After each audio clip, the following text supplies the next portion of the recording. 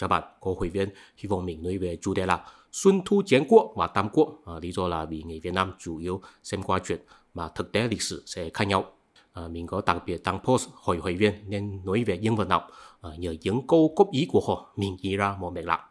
Trong video hôm nay, mình sẽ nói về 3 thời đại Xuân Thu Chiến Quốc, chiến tranh Hán Sở và Tam Quốc.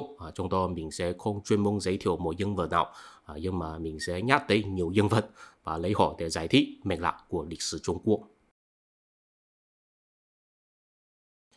Thưa quý vị, Tề Hoán Công là bá chủ đầu tiên trong Xuân Thu Chiến Quốc, tại vì tề tướng của nước Tề Quản仲là người đầu tiên triển khai cuộc cải cách pháp gia, cụ thể là tập quyền hóa và giảm bớt thế lực quý tộc, vì vậy có thể xây dựng một bộ máy nhà nước mạnh mẽ để huy động toàn xã hội đi phát động chiến tranh. Thật ra nếu theo công hình hiện đại, pháp gia là một loại hình của chủ nhà quân quốc, tức là thấy năng lực huy động chiến tranh là điều quan trọng nhất của nhà nước. Những cuộc quản lý xã hội và phát triển kinh tế đều không phải là vì phúc lợi của người dân, mà là vì cho huy động tài nguyên nhiều hơn trong chiến tranh. Để làm được điều đó, pháp gia nhằm mục đích tập trung tất cả quyền lực vào nhà vua và đó tạo nên một rủi ro lớn. Miễn là có thể kiểm soát nhà vua hay là nắm bắt được quyền hiệu lệnh của cung đình thì có thể tận dụng bộ máy nhà nước để mưu lợi ích tư nhân và thanh trừng thế lực của người khác. Đó là vì sao cuối cùng khi Tề Hoán Công bình đẳng, thân tín của ông ấy là Dịch Nha và Thu Điệu, hai người này vốn chỉ là tỳ tớ trong cung đình mà không phải là quý tộc, nhưng hai người này đưa hoàng cung vào giam trong tẩm cung, sau đó điều khiển cung đình bằng danh nhà của hoàng cung và lập công tử Vô Khuy làm vua. Vì vậy Thái tử Chiêu chạy trốn đến nước Tống, nhờ Tống Thân Công đưa quân giúp đỡ về nước tiêu diệt thế lực của Dịch Nha và Thu Điệu, cuối cùng lên ngôi trở thành Tề Hiếu Cung. Có thể nói rằng nếu Quản仲không có triển khai cuộc cải cách pháp gia trong khi bắt đầu, sự cố ở trên sẽ không có khả năng xảy ra. Tại vì trước khi đó, các công việc nhà nước phải dựa trên sự công nhận của các quý tộc. Sau cuộc cải cách pháp gia, nhà vua có thể xây dựng một bộ máy nhà nước mạnh mẽ mà mặc kệ ý kiến của các quý tộc. Đó mới làm Dịch Nha và Thu Điệu có thể dựng cơ lập nhà vua mà mình thích thông qua việc kiểm soát cung đình. Từ đây lịch sử Trung Quốc xuất hiện hai đường lối khác biệt.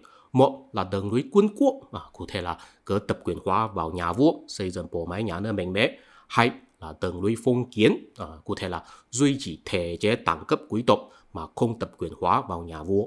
Sau đó vì có bài học của Tề Hoán Công, nước Tề không dám làm sâu đường lối quân quốc nữa và Tống Thân Công giúp đỡ Thái tử Chiêu lên ngôi, đó là duy trì đẳng cấp lễ phép của nước Tề.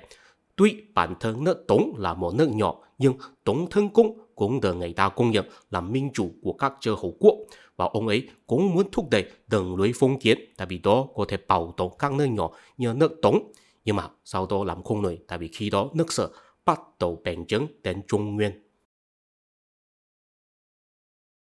Trong video hồi trước, mình cũng đã có nhắc tới rồi, cả nhà Chu và nhà Thân đều là thế lực từ Nội Á đi tới Đông Á, sau đó nhà Chu sắc phong các chư hầu quốc và khai thác khu vực Trung Nguyên.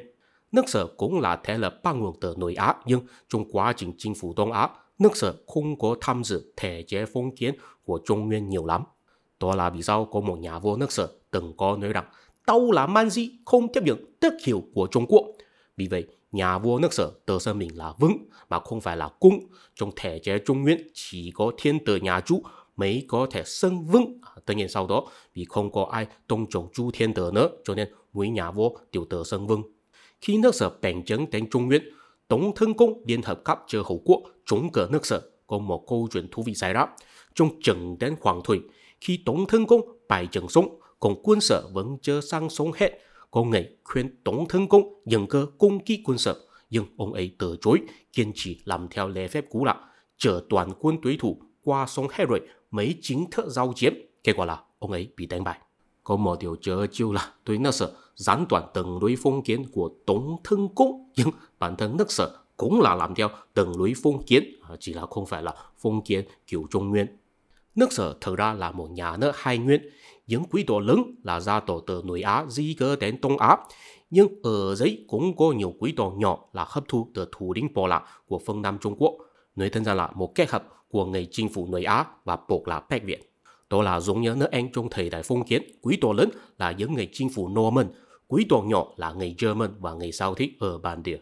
Nước Sở không có triển khai cuộc cải cách quân quốc nhiều lắm, Nhưng vì họ có hấp thu nhiều thế lực quý tộc và khai thác nhiều thổ địa dọc sông Trường Giang, cho nên tuy là đi theo từng núi phong kiến nhưng vẫn đỡ nổi lên